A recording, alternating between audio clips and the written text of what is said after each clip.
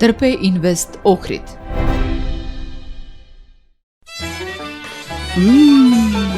Вкусно!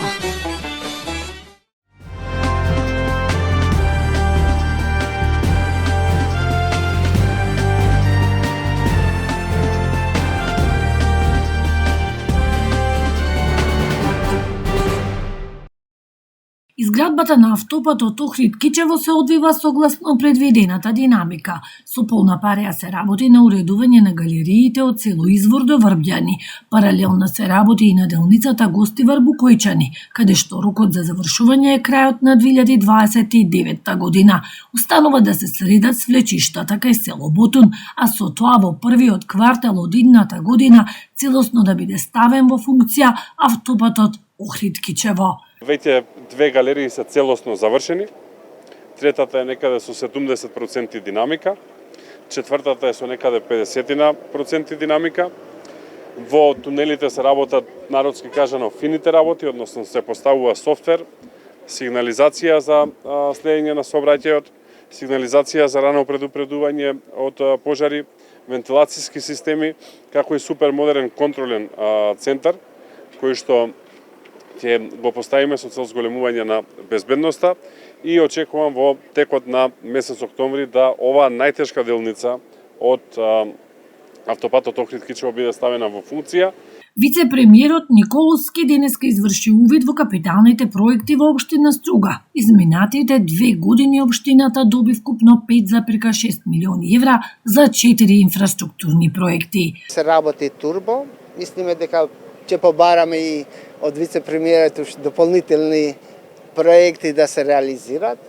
Нормално дека овде не е направено години наназад, ние достигнавме за овој пат веќе за околу 3 месеци да стигнеме до овој стад и продолжуваме на другиот дел за да излеземе на главниот пат за да имаме таму и кружен тек за да се одвиват граѓаните, односно сообраќајниот да се растерети поради тоа што во текот на летото знаете дека е многу густо. По препораките на УНЕСКО ќе се изнајде нова траса за коридорот 8 со која што ќе се обезбеди поврзување на граничниот премин Ќафасан со автопатската мрежа, но и заштита на природното и културното наследство, како и биодиверзитетот на регионот. Во финална фаза е изработката на закон со кој треба да се уреди крајбрежјето на Охридското, Преспанското и Дојранското езеро и да се решат прашањата поврзани со плажите и затекнатите состојби. Ова денеска во Струга го изјави вице-премиерот и министер за транспорт Александар Николовски одговарајќи на новинарско прашање за состојбата со плажите и работењето без концесии. Николовски посочи дека во изработката на законот се координираат со градоначалниците на Струга, Охрид, Ресен и Дојран. Во финална фаза е изработка на закон кој што треба да ги реши сите овие прашања. И што ќе правиме со затекнатата состојба, која што е факт дека има, од една убава идеја која што беше да се оплемени просторот, дел, не сите, имаме и исклучоци кои што се позитивни, таа идеја злоупотребија. Министерот Николовски нагласи дека досега немало посебен закон со кој се уредуваат крајбрежјата на трите природни езера во земјава. Ова е прв закон кој што ќе ги уреди крајбрежјата на овие три езера. За Охридското езеро имаме и препорака на УНЕСКО и таа ќе биде целосно испочитувана во рамки на овој закон. Според Николовски, целта е законот да биде завршен до крајот на годината, пошто треба да се завршат потребните постапки за со почетокот на туристичката сезона во април и мај следната година, да нема ситуации какви што, како што рече, се случувале во изминатите 10 години и кои што се недозволиви и не смеат повеќе да се повторуваат. Реализирана вонредна широкопатна акција за подигнување кабасти и зелен отпад во населба Далјани кај комплексот згради на улиците Галичица и Никола Карев. Во рамки на акцијата, екипите на јавното претпријатие Охридски комуналец подигнале вкупно 22 кубни метри отпад. Од претпријатието посочуваат дека несоодветното одлагање на стара покујкнина, кабаст и зелен отпад е честа појава, со што се нарушува изгледот на јавниот простор. Ваквите слики не обкружуваат на секој чекор во во урбаните заедници каде живееме, каде поединци, ослободувајќи се од непотребната покуќнина, го деградираат јавниот простор и животната средина кој ги делиме сите ние, велат од јавното предпријатие.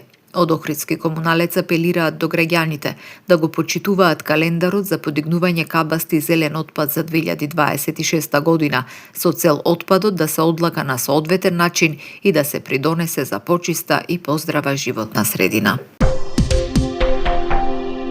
Се зголемуваат малопродажните цени на нафтените деривати. Регулаторната комисија за енергетика, водни услуги и услуги за управување со комунален отпад донесе одлука со која цените на горивата во просек се зголемуваат за 2,62%.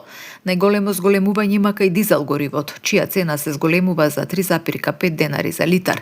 Од полноќ 1 литар дизел ќе се продава по 101,50 денари. За 1,5 денар поскапуваат и бензините. Евро Супер БС 95 од утре ќе чини 93 денари за литар, додека Евро Супер БС 98 ќе се продава по 95 денари за литар.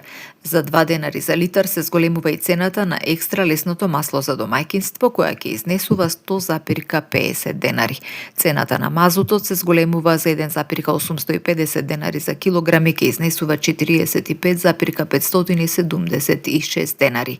Новите цени стапуваат во сила од вечерва на полноќ. Фитнес фактори ви донесува метео. Денеска во Охрид имавме сончево време со умерена облачност. Максималната дневна температура се искачи до 33 степени. Утре во Охрид сончево и топло со мала до умерена облачност, ке дува засилен ветар од западен правец. Минималната температура од 18 степени, а дневната ќе достигне до 34 степени. Во Македонија утре температурите ќе се движат во интервал од најниска од 15 степени до максимална дневна до 38 степени Целзиусови. До крајот на работната седмица ќе се задржи сончево и топло време со појава на умерена облачност во текот на денот.